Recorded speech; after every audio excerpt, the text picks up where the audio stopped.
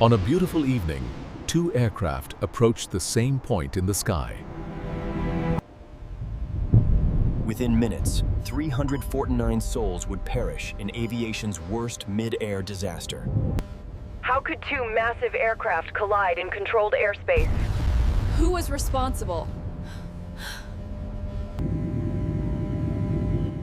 Delhi's airport was one of Asia's busiest hubs in 1996.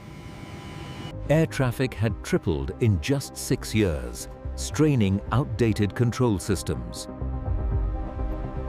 Aircraft follow invisible highways called airways, guided by air traffic controllers below. Two major airways intersected directly above Delhi at the Lunka navigation point. Saudi Arabian Airlines Flight 763 was a massive Boeing 747. Captain Salah Al-Shubaili commanded the flight with 9,000 hours of experience. 312 passengers boarded in Delhi, heading home to Saudi Arabia. At 6:32 p.m., the jumbo jet departed Delhi, climbing westbound.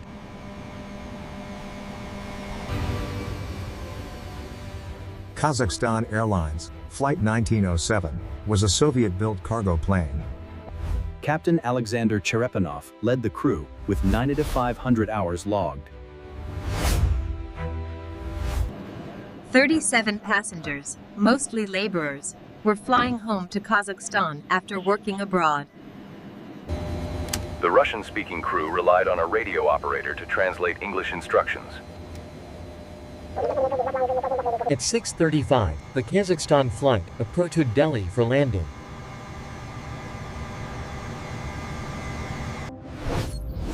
Aviation safety requires at least 1,000 feet vertical separation between aircraft.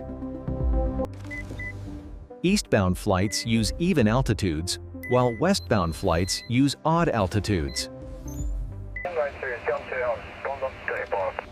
Controller V.K. Dutta managed both aircraft as they approached the intersection. Delhi's radar showed horizontal position but not altitude, a critical blind spot. The Saudi jet was assigned 14,000, Kazakhstan 15,000 feet.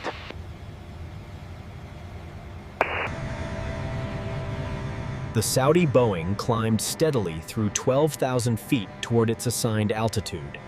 The Kazakhstan cargo plane began its descent from 16,000 feet downward. But the Kazakhstan crew descended below their assigned altitude of 15,000. No, 15,000, we are too low, pull up! Each radio instruction required precious seconds for translation from English to Russian.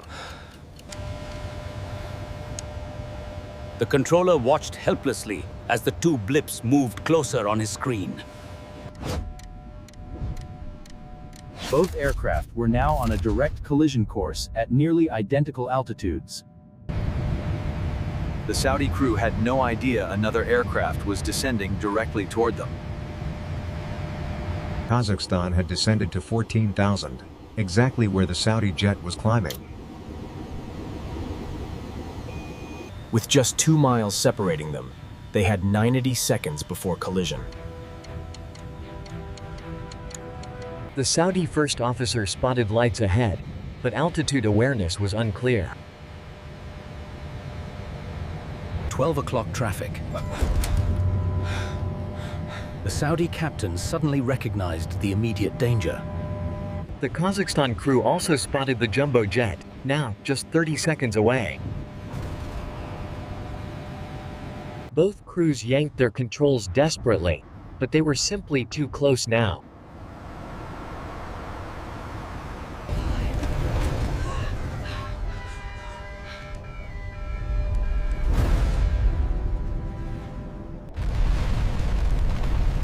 At 8:40 and 22 seconds, the collision verdict. A massive fireball erupted, consuming both aircraft and all 349 souls. Burning wreckage fell through 14,000 feet toward the village of Charkhi Dadri. Villagers in Charkhi Dadri watched in horror as burning debris rained from above. The Boeing's main fuselage struck farmland, creating a massive crater and debris field. The Ilyushin impacted 10 kilometers away, scattering wreckage across multiple fields. Emergency crews raced toward the crash site, though rescue was already impossible. By morning, investigators confirmed the worst. No survivors from either aircraft whatsoever.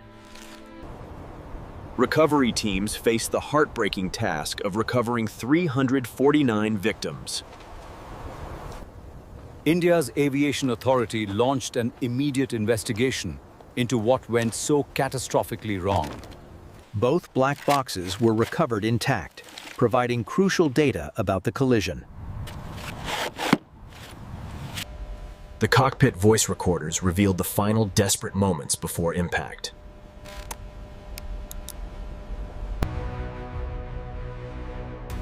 Radar data confirmed that the Kazakhstan aircraft had descended 1,000 feet too low.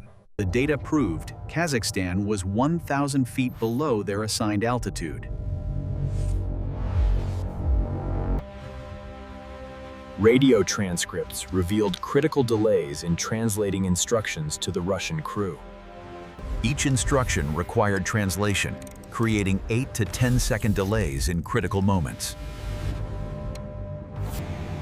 The crew failed to cross-check their altitude, a big crew resource management error.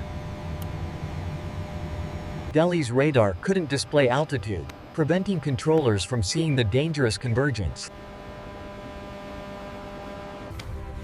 Investigators identified multiple failures that combined to create the perfect storm for disaster. The official report cited Kazakhstan's altitude violation as the primary cause of collision. Secondary factors included inadequate radar systems, language barriers, and insufficient training protocols. The disaster prompted worldwide aviation safety reviews and regulatory reforms immediately. Families from multiple nations mourned their loved ones at memorial services and monuments. The disaster created overwhelming pressure for mandatory collision avoidance technology worldwide. TCAS is an onboard system that detects nearby aircraft and prevents collisions automatically. TCAS allows aircraft to communicate directly, calculating collision risk without controller involvement. When collision is imminent, TCAS commands pilots, climb or descend now immediately. The system coordinates automatically, commanding one aircraft up and the other down. By 2003, TCAS became mandatory worldwide for all commercial aircraft. Since 2000, TCAS has prevented over 2,500 mid-air collisions worldwide. Modern radar now provides controllers complete three-dimensional tracking of all aircraft continuously. International pilots must now demonstrate English proficiency to fly across international borders. All commercial pilots now receive mandatory training on TCAS operation and emergency procedures. Mid-air collisions have decreased 95% since mandatory TCAS implementation worldwide. Thanks to these advances, commercial aviation has never been safer than it is today. A memorial in Charkhi Dadri ensures the victims are never forgotten by history. Every aviation safety lesson is written in blood, teaching future generations to prevent repetition. Their tragic sacrifice created technology that now saves lives every single day worldwide.